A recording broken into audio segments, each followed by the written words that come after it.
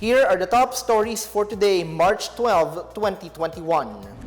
The Philippines will continue the use of Astrazeneca vaccines despite reports of blood clots in some inoculated individuals in 3 European countries. Metro Manila residents will have to stay indoors early again as mayors agree on uniform curfew hours effective March 15. Boosting tourism and development, President Rodrigo Duterte leads the unveiling of key projects at the Dumaguete-Sibulan Airport. And a special gift for the Pope for a special occasion, we take a look at a Filipino artist's masterpiece in celebration of 500 years of Christianity in the Philippines.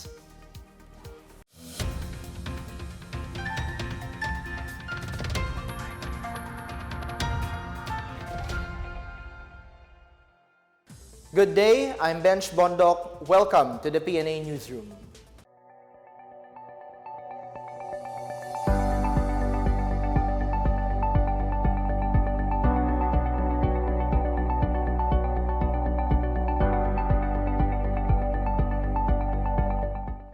We begin with the developments on the government's COVID-19 vaccination drive. There is no reason for the Philippines to stop the use of Astrazeneca jabs.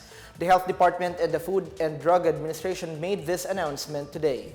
In a joint statement, the two agencies backed the position of the European Medicine Authority, saying the vaccine's benefits outweigh its risks. The government will also keep a close watch on all deployed vaccines and monitor reports of adverse effects of these in other countries. This came as Denmark, Iceland, and Norway halted the use of AstraZeneca vaccines over reports that these cause blood clots on some inoculated persons. The DOH and the FDA said this move is a natural precautionary measure, while an investigation is underway in these countries to determine if the jabs have something to do with this adverse effect. The Philippines has so far received over 500,000 doses of AstraZeneca jabs from the COVAX facility. Meanwhile, the Philippines has secured $900 million or about 43.67 billion pesos in fresh funding from the World Bank and Asian Development Bank. World Bank approved a $500 million or around 24.26 billion peso loan. The funding will aid the government's vaccine purchase and rollout. On the other hand, the Asian Development Bank has just approved a $400 million or about 19.4 billion peso loan for the country's vaccine procurement.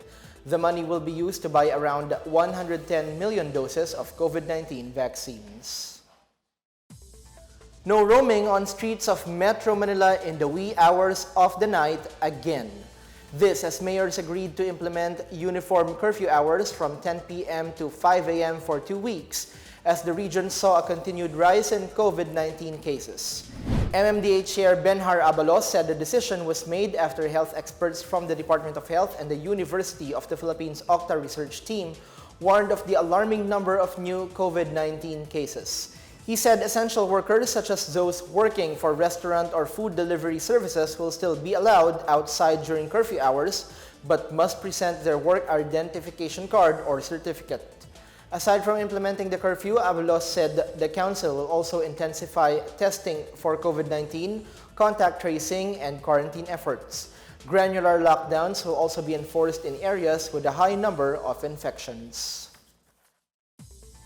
While the country tightens in new measures to stop the surge in COVID-19 cases, President Rodrigo Duterte says these cannot be in place forever. During the inauguration of the newly constructed Port Operations Building at the port in Dumaguete City, the President says he has no choice but to reopen the economy as the people might go hungry if strict quarantine measures are further extended. Duterte said he has to make a tough decision to help Filipinos cope with the COVID-19 pandemic. He also appealed for public cooperation to ensure the successful containment of COVID-19 in the country. Now, this is the devil and the deep blue sea tayo. But I have to reopen the economy. I've given a timetable of just weeks. We cannot forever be in the strict protocols because we have to open the economy. People are hungry. People, they have to work, to eat, to survive. It is only when everyone's full cooperation that the nation can effectively contain the spread of COVID-19 and triumph against the pandemic. With these concerted efforts, I am confident that we will emerge a strong nation. President Rodrigo Duterte stressed the need to implement a better family planning program in urban areas with rapid population growth. This amid the rise of COVID-19 cases in Metro Manila and other regions just a week after the national government kicked off its vaccination drive. In a speech in Negros Oriental, Duterte said many low-income settlements within urban areas are often cramped with little space to observe physical distancing. He said family planning should be implemented as it improves the economic well-being of families and communities. So many Filipinos that are cramped in the urban areas. So, at the very least, mask or face shield for the maximum protection. And second, which is really the farthest of all reason, is that we have not been able to implement the family planning program. Ayaw ng simbahan eh. Kaya collision course talaga. And one word led to another. It's not because I want to fight the church. It's not be business fighting churches. But it's something to do with the higher policy of family planning sana. President Rodrigo Duterte welcomed the development projects at the Dumaguete-Sibulan Airport. He said the national government remains committed to finishing all infrastructure projects during his administration with the least inconvenience to the public and with adherence to honesty and integrity. The 252 million peso rehabilitation projects at the Dumaguete-Sibulan Airport include the reblocking of the apron, construction of 2 taxiways, expansion of the existing passenger terminal building, runway asphalt overlay, and shoulder grade correction and expansion of the CAAP administrative building. The airport will serve the provinces of Negros Oriental and neighboring Siquijor Island and is expected to boost air mobility in the region. Meanwhile, Transportation Secretary Arthur Togades said the proposed airport project in Bacong, Negros Oriental would push through as planned. He said the administration is implementing build projects in Luzon, Visayas, and Mindanao and does not favor any particular area. The city governments of Pasig, Pasay, and Manila implement measures that will help contain the spread of COVID-19. The assessor's office in Pasig City is temporarily closed following the exposure of its personnel to a confirmed asymptomatic COVID-19 patient. Normal operations will resume after 14 days. On Wednesday, the office of the building official was also shut down after some employees came in contact with another COVID-19 patient on March 5. The city government again reminded the residents to remain vigilant against the threat of COVID-19 infection and continue to adhere to health protocols. In Pasay City, 89 barangays are now placed under lockdown. Mayor Amy Calixto Rubiano said dense communities and establishments too close to one another, as well as the continuous movement of residents and non-residents alike, may have contributed to the spike in COVID-19 cases. As of Thursday, the city has 552 active cases after registering 80 infections. Total cases are now at 8,844 and deaths at 229. There were also 39 new recoveries. Meanwhile, Manila Mayor Francisco Isko Moreno Domagoso assures they have enough resources and facilities to address the COVID-19 situation in the city. With the rising number of COVID-19 cases in Manila, Domagoso implemented granular hard lockdowns in 2 barangays and 2 buildings in the city. The lockdown started at 12:01 a.m. on Thursday and will end at 11:59 p.m. on Sunday at the Malate Bayview Mansion on Adriatico Street and Hop-In Hotel on MH Del Pilar Street of Barangay 699 in Malate. All villages or buildings, including hotels and condominiums that will record at least 10 infections, will be considered critical zones and will be placed under lockdown. For the PNA Newsroom, I'm Janice Cave. Still to come, moving closer to better connectivity, President Duterte signs an executive order to provide inclusive access to satellite services. And vehicle sales for the first 2 months of the year dipped by over 7%. Details ahead, stay with the PNA Newsroom.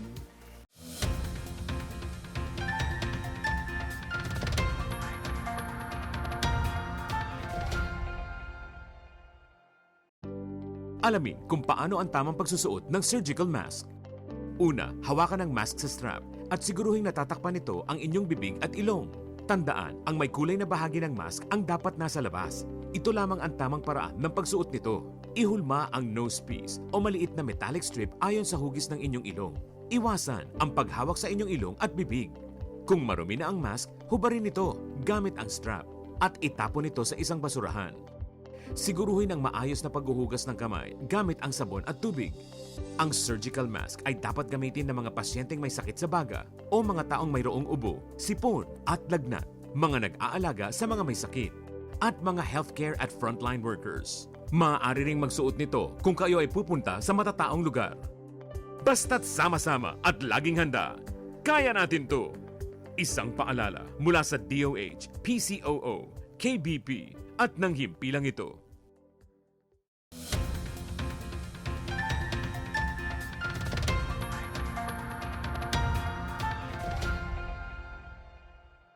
The latest Pulse Asia survey revealed that more Filipinos are in favor of the tandem of Senator Bongo and President Rodrigo Duterte for next year's presidential and vice presidential race. During President Duterte's visit in Negros Oriental, he insinuates that Senator Go might run for the presidency next year. Marita Muahe tells us more. President Rodrigo Duterte said his longtime aide and first-time Senator Christopher Lawrence Bongo is eyeing the presidential seat next year. The president made the announcement when he introduced Senator Go during the inauguration of the newly constructed Port Operations Building in Dumaguete. Duterte's latest statement came despite Go's insistence that he is not running for the presidency in 2022. It also came amid calls for Go to run for president with President Duterte as his running mate. Ito ba si Senator Bongo? Pababa kami sa aeroplano. Sabi niya na, Sir, may hingin sana ako sa iyo ng pabor. Sabi ko, ano? Sabi niya, medyo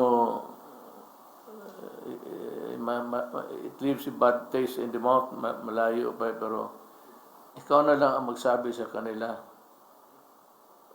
Sabihin ko, ang totoo talaga, isang bagay lang, sabihin daw sa inyo, gusto niya maging presidente. Meanwhile, Senator Go insists he is not up for the position. He thanked the president for his trust, but he reiterates he is not interested and that President Duterte is just joking. Go, however, said he would probably change his mind if President Duterte runs for vice president in the upcoming polls. For his part, the presidential spokesperson Harry Roque said the chief executive has no plan to become the country's next vice president amid calls from Duterte's ruling party, the Partido Demokratiko Pilipino Lakas ng Bayan or PDP Laban, urging him to run as vice president next year. No information on that. I will consult the president about this possibility.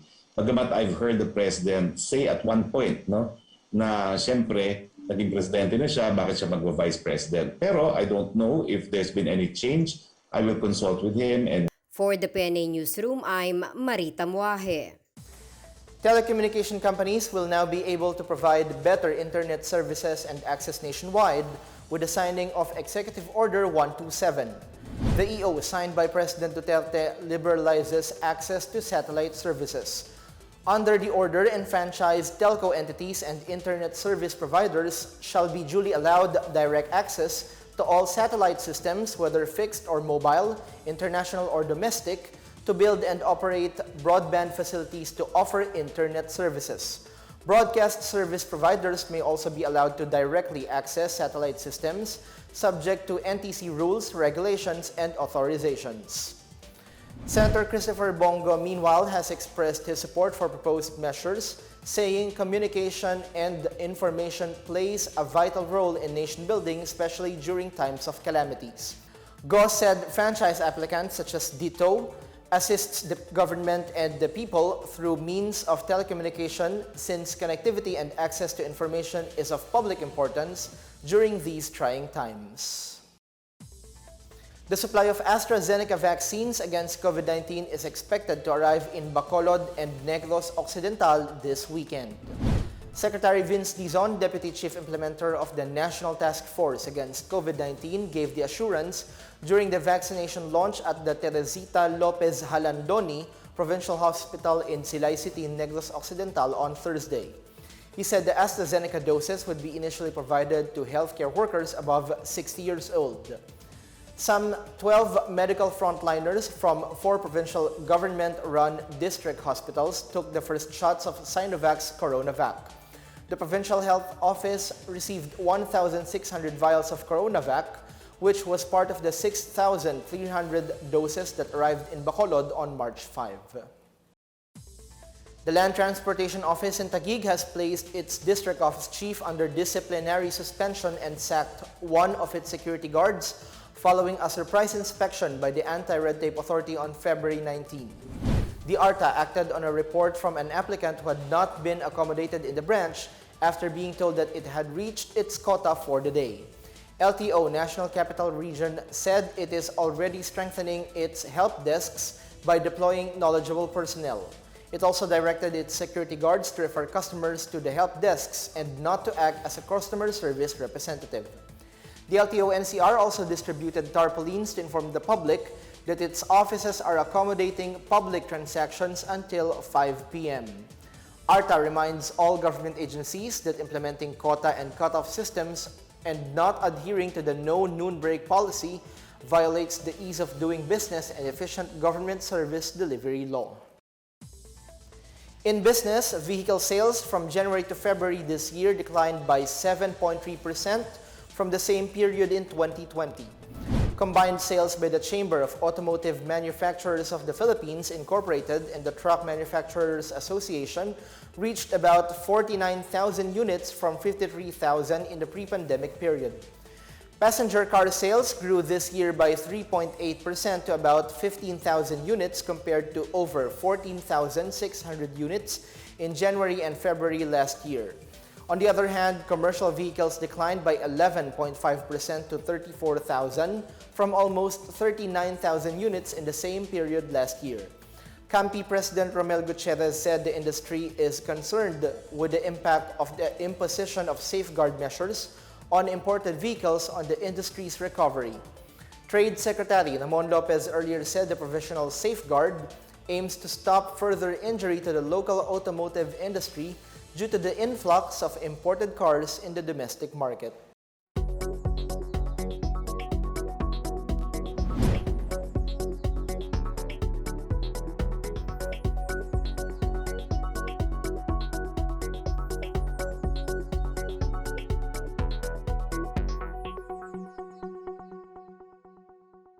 Up next, celebrating history and heritage, we tell you the story behind this masterpiece to be given to Pope Francis as the country marks 500 years of Christianity.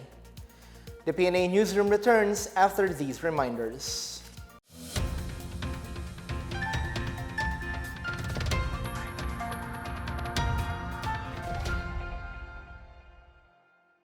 Alamin ang tamang paraan ng pag-ubo upang mapigilan ang paglaganap ng Coronavirus Disease 2019. Ugaliing magdala ng panyo o tissue. Kung uubo o babahing, takpan ang buong ilong at bibig gamit ang panyo o tissue. Kung walang dalang panyo o tissue, maaaring gamitin ang braso na pantakip. Kung nakararamdam na kailangan umubo o bumahing, agad na dumistansya sa mga tao sa paligid. Huwag dumura kung saan-saan, gumamit ng tissue at itapon sa basurahan. Ugaliin ang paghuhugas ng kamay at paggamit ng alcohol o hand sanitizer upang mamatay ang mikrobyo. Basta't sama-sama at laging handa, kaya natin to. Isang paalala mula sa DOH, PCOO, KBP at ng himpilang ito.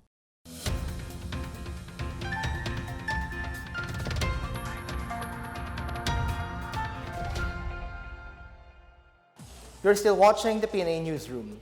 The Philippine National Police maintains that a person's liability before the law is the sole basis for carrying out arrests and filing charges.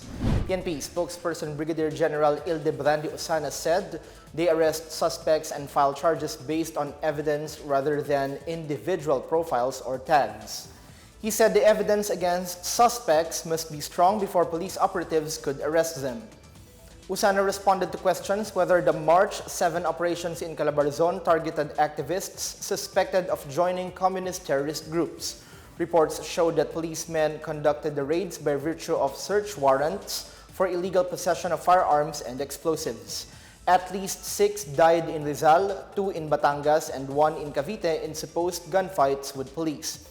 A Justice Department panel on extrajudicial killings and the Commission on Human Rights are separately investigating the death of the 9 alleged activists. The National Task Force to End Local Communist Armed Conflict, or NTF-LCAC, expressed its full support to its spokesperson, Lieutenant General Antonio Parlade Jr.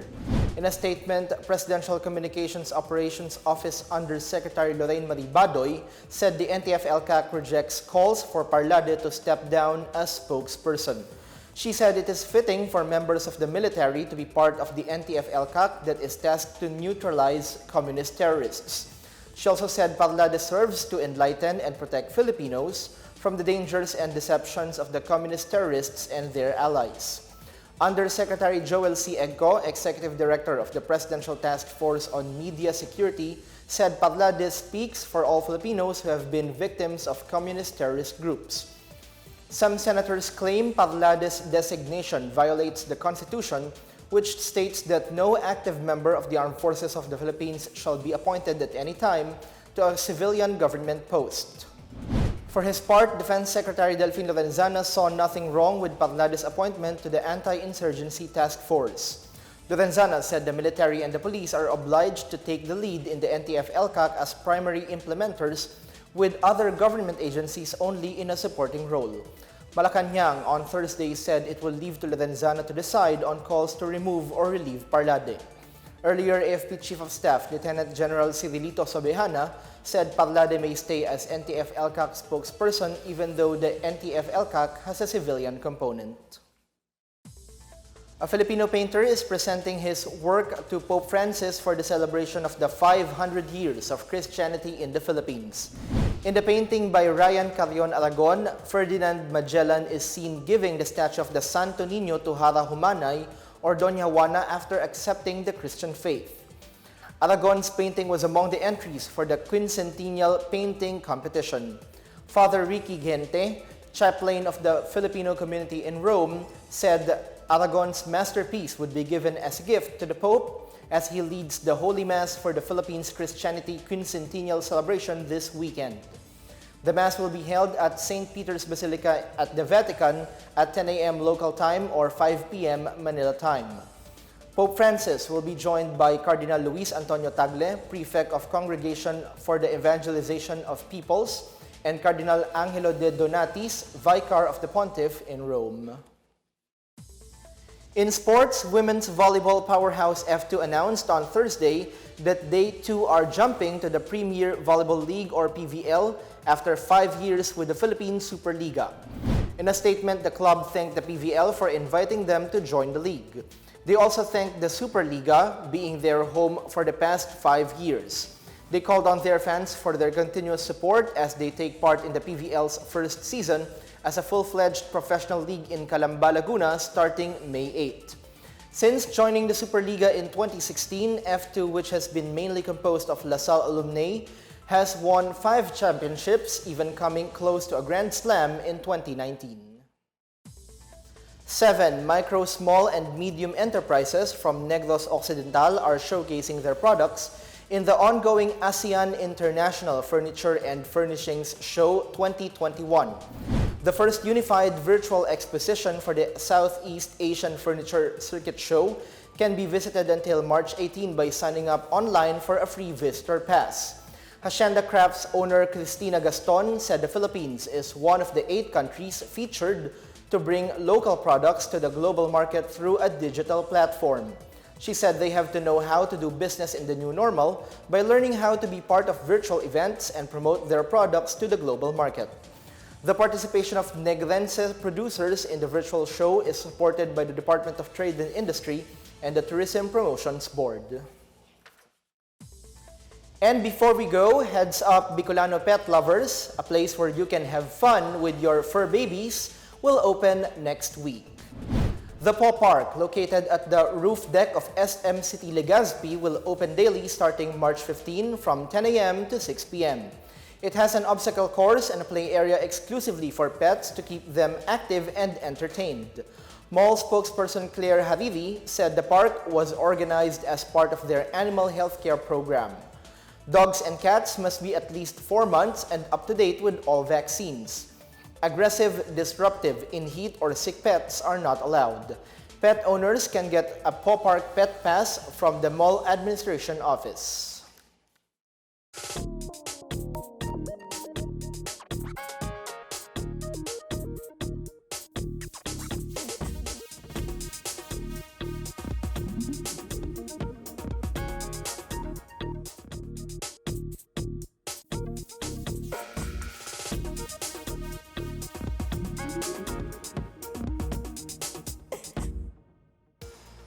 Here's another look at today's biggest stories. The Philippines will continue the use of Astrazeneca vaccines despite reports of blood clots in some inoculated individuals in 3 European countries. Metro Manila residents will have to stay indoors early again as mayors agree on uniform curfew hours effective March 15. Boosting tourism and development, President Rodrigo Duterte leads the unveiling of key projects at the Dumaguete-Sibulan Airport. And a special gift for the Pope for a special occasion, we take a look at a Filipino artist's masterpiece in celebration of 500 years of Christianity in the Philippines. Thank you for watching another episode of the PNA Newsroom. To check more news content, visit our webpage or head on to the Philippine News Agency's Facebook and Twitter accounts. For more stories about the government and how it serves Filipinos, look for these hashtags in all of our social media platforms and websites. We are shown on the pages of the PCOO and its attached agencies. Also watch us on television on PTV4 and IBC 13. And that's your daily dose of the biggest stories that you need to know. From the PNA Newsroom, we tell stories that inspire change. I'm Bench Bondok. Have a great weekend.